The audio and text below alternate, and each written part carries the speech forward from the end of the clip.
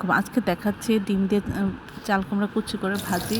আমরা প্রথমে তেলের মধ্যে পেঁয়াজ কাঁচামরিচ দিয়ে এর মধ্যে আদা বাটা রসুন বাটা দিয়েছি, দিয়ে চাল কুমড়া দিয়েছি, দিয়ে এর মধ্যে আদা রসুন হলুদ গুঁড়ো, আদা রসুন ধনিয়া গুঁড়ো, আদা রসুন জিরা গুঁড়ো এবং আদা রসুন লবণ দিয়ে আমরা চাল কুমড়াটা এভাবে নাড়াচাড়া করে সিদ্ধ করে নিব। কিছুটা সিদ্ধ হয়ে গেলে আমরা এর মাঝখানে তেল দিয়ে আমরা একটা ডিম ভেঙে দিব। ডিমটা কিছুটা হয়ে গেলে আমরা নেড়ে ছেড়ে চাল কুমড়া ভাজির সাথে আমরা মিশিয়ে দিব। বারবার নাড়াচাড়া করতে থাকবো, প্রয়োজন হলে নিচে আমরা তেল দিয়ে দেবো যেন নিচে লেগে না যায়। এভাবে ভাজি করে অসম্ভব মজা হয়। আশা করি আপনার বাসায় একবার হলেও এই রেসিপিটা ট্রাই করবেন। এটা ভাত রুটির সাথে অসম্ভব মজার হয়।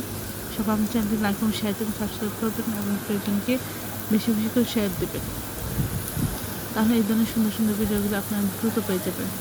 আর আমার চ্যানেলে সব রকমের রান্নার রেসিপি রয়েছে, আশা করি আপনারা এই রেসিপিগুলো দেখবেন। তাহলে আমার আজকে দেখাচ্ছি সবার প্রিয় এবং পছন্দের চাল কুমড়া চাক ভাজি। আমরা এখানে নিচ্ছি 3 চামচ মরিচের গুঁড়া, 2 চামচ ধনিয়া গুঁড়া, 1 চামচ হলুদ গুঁড়া, 1 চামচ জিরা গুঁড়া, 1 চামচ লবণ, আধা চামচ আদা বাটা, আধা চামচ রসুন বাটা, সামান্য একটু পানি দিয়ে আমরা মশলাটা খুব ভালো করে গুলিয়ে নেব। গোলানো হয়ে গেলে আমরা প্রতিটা পিসের গায়ে আমরা খুব ভালো করে এইভাবে ডলে ডলে মশলাটা মাখিয়ে দেব। এতে মশলাটার ভিতরে যত ভালোভাবে ঢুকতে পারবো ততই এর টেস্ট বেড়ে যাবে। আপনার চেষ্টা করবেন মশলাটা খুব ভালো করে এর গায়ে মেশানোর জন্য। এটাই হচ্ছে মজা হওয়ার টেকনিক।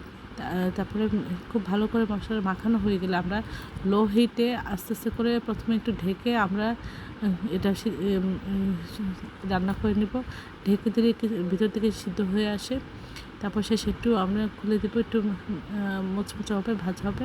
এটা খেতে অসাধারণ হয়েছিল। আশা করি আপনার বাসায় একবার হলেও ট্রাই করবেন। সব আমার চ্যানেলে লাইক এবং শেয়ার দেবেন, সাবস্ক্রাইব করবেন এবং প্রিয়জনকে বেশি বেশি করে শেয়ার দেবেন। আমার চ্যানেলে সব রকমের রান্নার রেসিপি রয়েছে। আশা করি